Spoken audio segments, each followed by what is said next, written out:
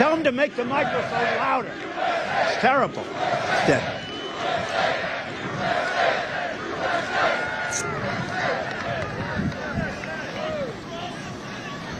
He just came up. Are the teleprompters not working, sir? Not even a little bit. Great job. And then I don't pay the company that does it, right? And then I end up with a story Trump doesn't pay. I don't pay contractors that do a job. And that's a job. That's a job. You can't read a word. But you know what? It usually ends up that the speech is better. It's crazy. Then they'll say, oh, isn't it terrible? Trump takes advantage of his No, I take great. When I have a good contractor or a subcontractor, nobody gets paid faster. But when I have contractors that do this kind of work, you can have them. So the Holy One held a rally in the middle of Nevada over the weekend in 110-degree heat, and it apparently brought out the devil in him.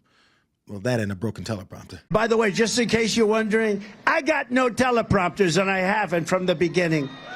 These people... That probably means we'll make a better speech. No, I got no teleprompter. You know, I pay all this money to teleprompter people, and I'd say 20% of the time they don't work. They don't work. The thing's waving around. They can't tie it a little bit tighter. I'm trying to look at... So we're all in this together, everybody. I wonder if all those folks melting in the middle of the desert had their Trump Bibles with them when he started cussing at them over his teleprompter lifeline not working. And I thought, according to the Republican narrative, that Commie Obama invented teleprompters back in 2008 to deceive Americans into believing that he could actually speak. The heat must have kept his followers from realizing that was some BS too. No, but really fast. Things not working well is why he doesn't pay contractors, cities, security detail, or his attorneys. And considering the results of his court cases, not paying lawyers makes sense to him. But let's get back to that heat. By the way, isn't that breeze nice? Do you feel the breeze?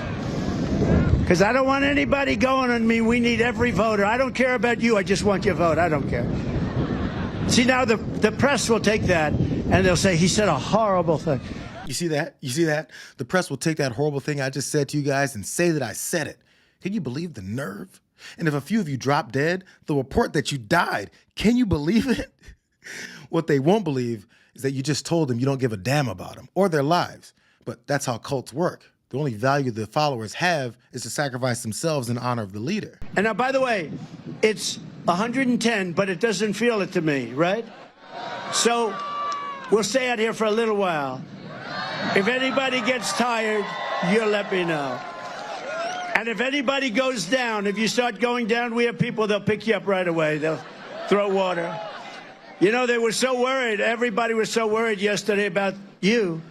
And they never mentioned me. I'm up here sweating like a dog. Secret Service said, we have to make sure everyone's safe. I said, what about me? Oh, we never thought of that. They don't think about me. I'm working my ass off. I'm working hard. At this point, the crybaby libs, never-Trumpers, and rhinos that keep trying to tell the flock that their leader's just using them in his quest for authoritarian power aren't just making fun of MAGA. They're trying to save their lives. Or you could just go with passing the fuck out and having some hot water thrown on you by his staff. As long as you make it until Election Day, then you can go die somewhere. I'm telling you, either that heat got to him or being a convicted felon did, because he's not hiding his disdain for everybody anymore. He just knows that they'll worship him, literally. What more can be said than thank God we're here in Sunset Park to worship and bring back the greatest president we've ever known in our generation.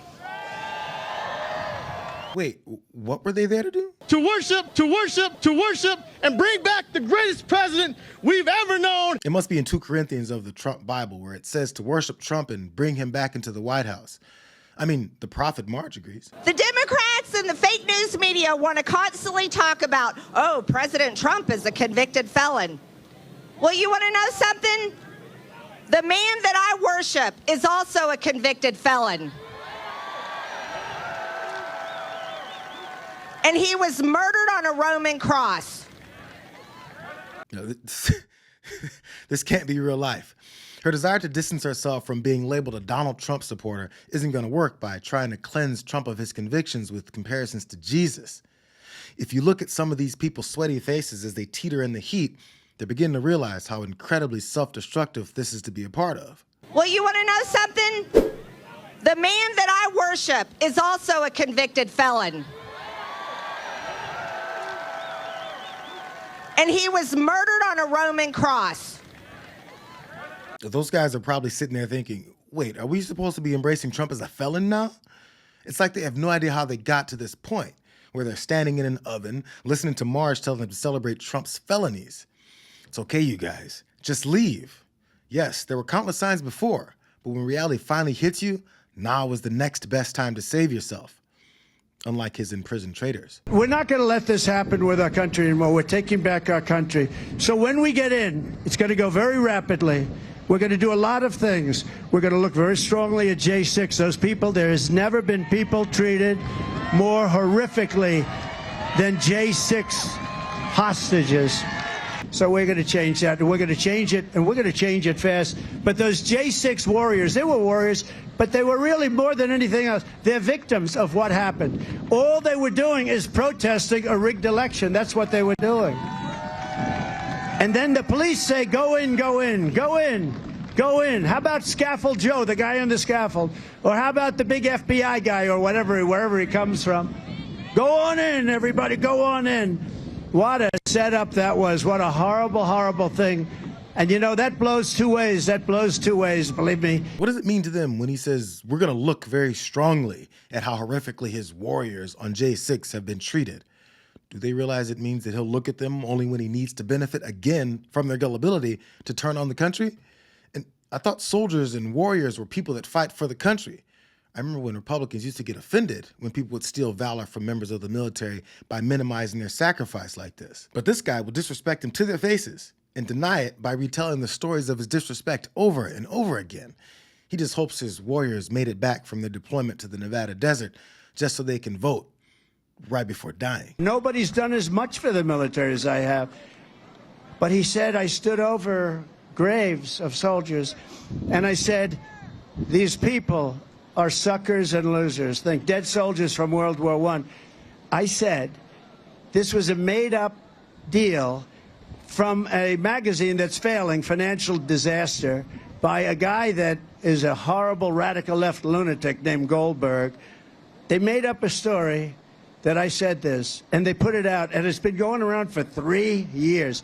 And it's just like Russia, Russia, Russia, Ukraine, Ukraine, Ukraine, 51 intelligence agents, that phony story, remember? The laptop is from Russia, they said.